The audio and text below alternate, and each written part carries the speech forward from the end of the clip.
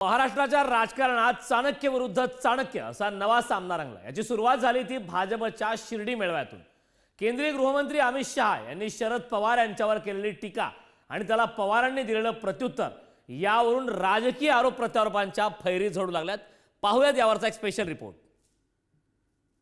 1978 से शरद पवार जी ने जो दगा फटका की राजनीति शुरू की थी,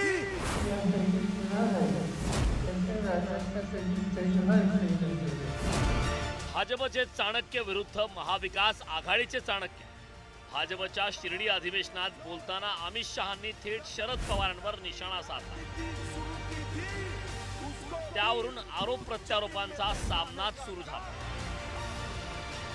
महाराष्ट्र की विजय ने 1978 से शरद पवार जी ने जो दगा फटका की राजनीति शुरू की थी, उसको 20 फुट जमीन में दफनाने का काम आप लोगों ने किया।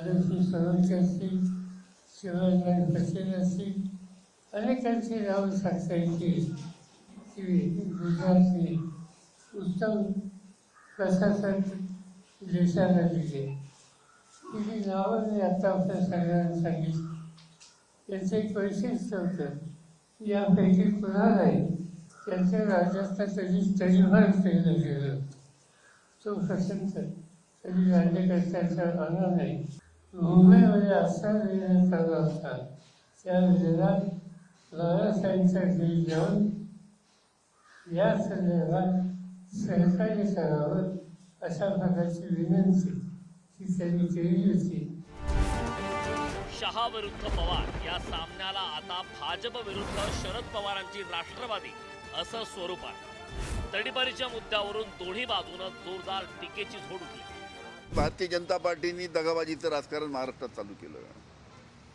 सर्वात पहिले राष्ट्रवादी काँग्रेस आमचा जो पक्ष, शरद पवार साहेबांचा जो पक्ष होता तो फोडला। त्याचबरोबर उद्धवजी ठाकरे यांचा जो पक्ष होता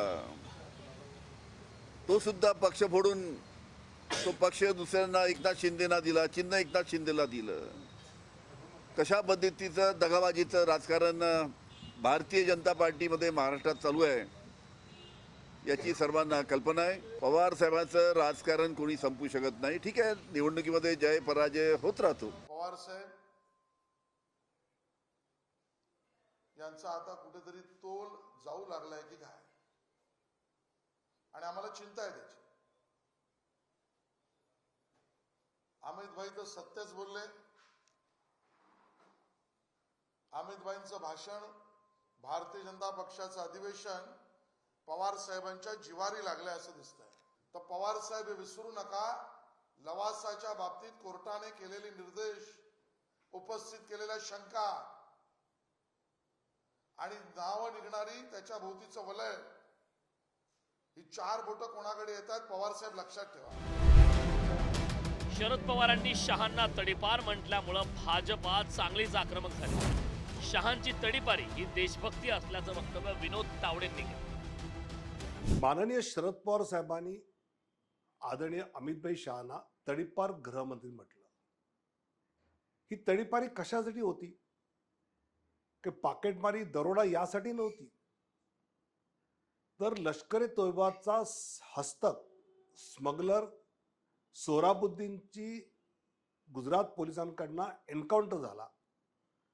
त्याविषयी न्यायालयाला असं वाटलं की ही चौकशी चालू असताना गृहराज्यमंत्री असणारे अमित शहा हे गुजरात बाहेर असले पाहिजेत, ज्यात ते नंतर निर्दोषी सुप्रीम कोर्टात सिद्ध झाले। एकमेकांवर कुरघोडी करण्याची एकही संधी राजकारणी दवडत नाही। एका चाणक्यानं दुसऱ्या चाणक्यावर केलेल्या टीकेनंतर राज्यात दोन्ही बाजूचे नेते आक्रमक होऊ लागले। हा टीका प्रतिटीकेचा खेळ कुठवर जातो हे येत्या काळात लक्षात येईल। ब्युरो रिपोर्टसह विक्रांत शिंदे, पुढारी न्यूज।